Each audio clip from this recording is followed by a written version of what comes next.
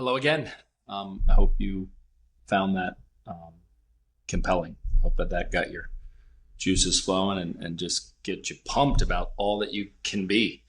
Um, it it's not something that is one and done.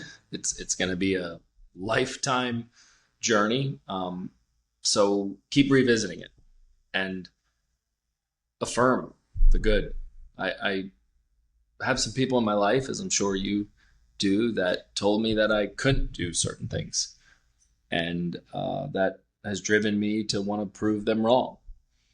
But I found a much more powerful source of energy, and that was the people that do believe in me, that have said that you can do it, that I am capable. And I would much rather focus on proving those people right. So consider all of that as you voyage with us. It will serve you a great deal.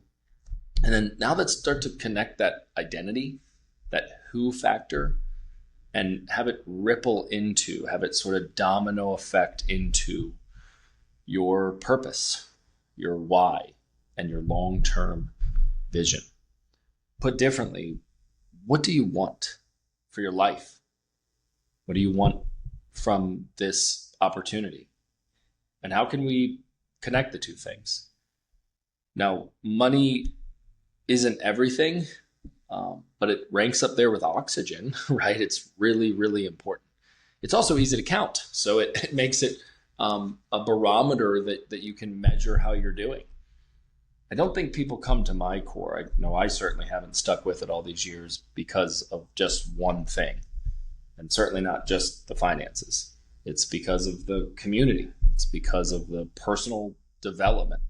It's because of all the things. And your purpose, your mission, your why, it's going to drive you. It's going to drive you when you have setbacks. Will you have setbacks? Of course. This is life, right? Will everything go perfectly? Absolutely not. But the juice will be worth the squeeze if you have a North Star for your life. Our North Star as a company, our mission, our why, is to be the world's most people-centric company. Which is kind of funny because it still has a state of being, an identity, to be or not to be. That is the question.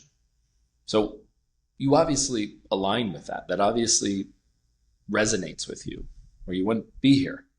But define your mission, your why, your purpose, and let it ignite you. Let it just be the catalyst to get you up in the morning and to stir your heart.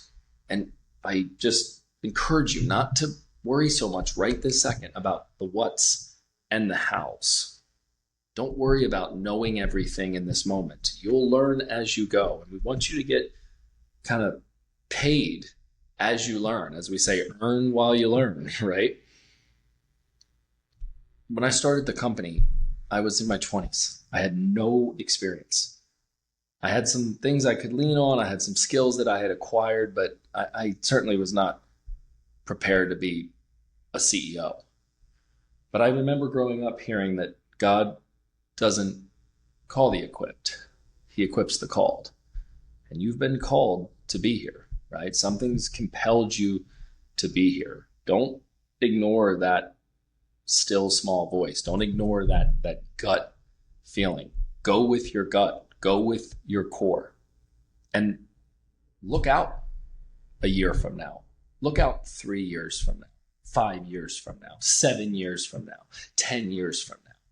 And you don't have to be so granular, but get an idea of who and why you are. What's your lifestyle look like? What kind of impact have you had? How are your children operating in this lifestyle that you've built? How's your spouse experiencing it? Are the people that you love and trust and respect, are they respecting you?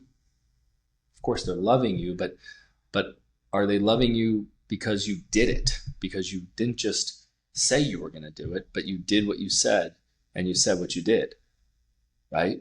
These things are really, really important when it comes to the the sourcing that you'll need to do things that most people are not willing to do.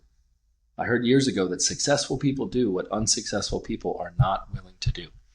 And that drives me when, my alarm goes off and it's early in the morning and I don't feel like going and working out. I just literally whisper to myself, successful people do what unsuccessful people are not willing to do. It's like on the tip of my tongue all the time. So be on the right side of that coin. Don't be the person that doesn't do the thing.